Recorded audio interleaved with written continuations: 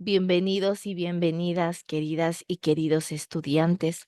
Hoy vamos a aprender juntos el tema de la cultura griega, una cultura importante a través de la historia que nos ha dejado mucho hasta la actualidad, ¿sí? Seguimos trabajando con esas herencias que hemos recibido de la cultura griega.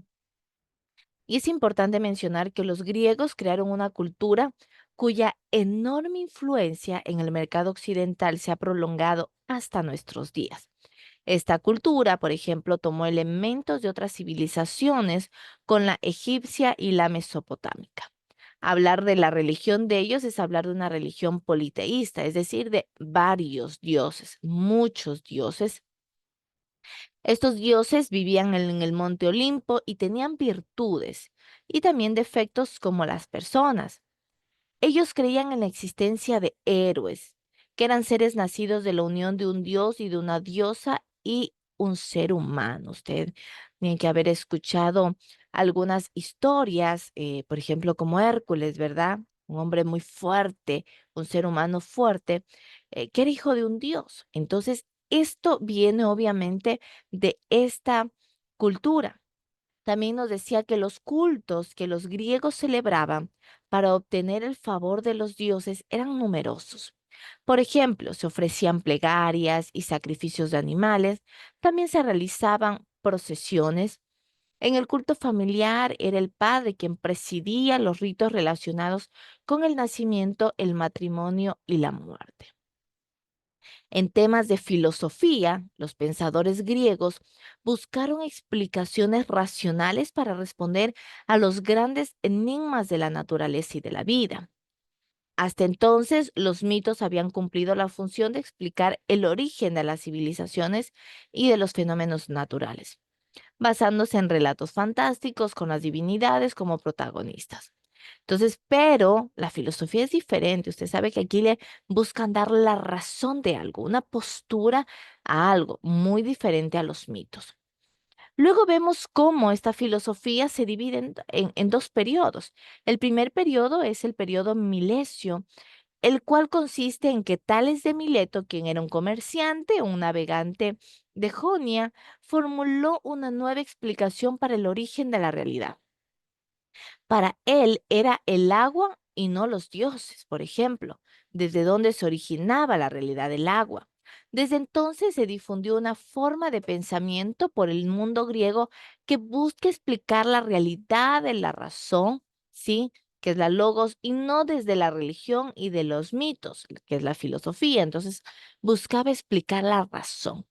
Luego llegamos al periodo ático, en donde los primeros filósofos fueron naturalistas, porque encontraron el origen de la realidad en elementos de la naturaleza a partir de la observación, hasta que la filosofía se empezó a desarrollar en Atenas, teniendo su esplendor con un pensamiento más racional, ¿sí? Más conceptual, más centrado en el ser humano. Aquí encontramos a Sócrates, a Platón, a Aristóteles. Esto se dio entre los siglos 5 y cuarto antes de Cristo. Se dan algunos descubrimientos científicos también dentro de esta cultura y está en el área de matemáticas. Por ejemplo, Tales de Mileto o Pitágoras de Samos fueron destacados matemáticos y Euclides estableció las bases de la geometría.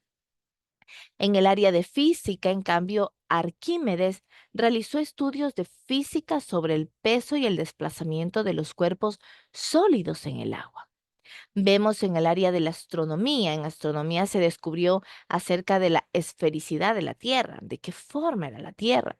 En lo que tiene que ver con medicina, nos dice que en el campo de la medicina los griegos hicieron importantes aportaciones, empezando a buscar las causas de las enfermedades en el propio cuerpo, diferenciándoles de los síntomas. Ah, ya de pronto tiene tos, tiene fiebre. Entonces, en ese tiempo, Hipócrates fue el médico más conocido. En el área de la biología, el aporte más importante sobre anatomía, fisiología, reproducción y etología de los animales fue hecho por Aristóteles. Vemos que en la literatura, el teatro y la historia, uno de los principales aportes del mundo clásico es la literatura. Casi todos los géneros literarios que hoy conocemos provienen de la antigua Grecia. Entre los principales tenemos el género épico, hablamos de la lírica, de la tragedia, de las comedias. En arquitectura, la arquitectura no se quedó atrás, muy reconocida porque se construyeron con grandes bloques de piedra o de mármol. Las cubiertas eran planas, ¿sí? No utilizaron el arco ni la bóveda. Estas cubiertas se construían a partir de una pieza recta llamada arquitrabe que se apoyaba sobre columnas. Sobre el arquitrabe se levantaba el tejado a doble vertiente. Aquí pueden ver ustedes en la imagen. Asimismo, vemos que el exterior de los templos estaba pintado de colores llamativos como el rojo, azul, dorado. Esta decoración se fue perdiendo, obviamente, con el tiempo, y estaban construidos a escala humana, sin la grandiosidad, por ejemplo, de los templos egipcios. Y por último, la planta se caracterizaba por ser rectangular. La decoración y la forma de las columnas permiten diferenciar tres órdenes arquitectónicos, que era el dórico, el jónico y el corintio. Asimismo, para finalizar, hablemos sobre la escultura. En este periodo arcaico, las esculturas se caracterizaban por la rigidez y la falta de movimiento, influencias que venían del arte egipcio y el mesopotámico. Vemos que en el periodo clásico, en cambio, se abandonó la rigidez que dio paso al realismo y a la representación del movimiento, y los rostros empezaron a reflejar sentimientos y emociones, y vemos que los escultores más famosos de este periodo fueron Mirón, Policleto, Praxíteles y Lisipo. Entonces, estas son algunas de las características que podemos encontrar en la cultura griega.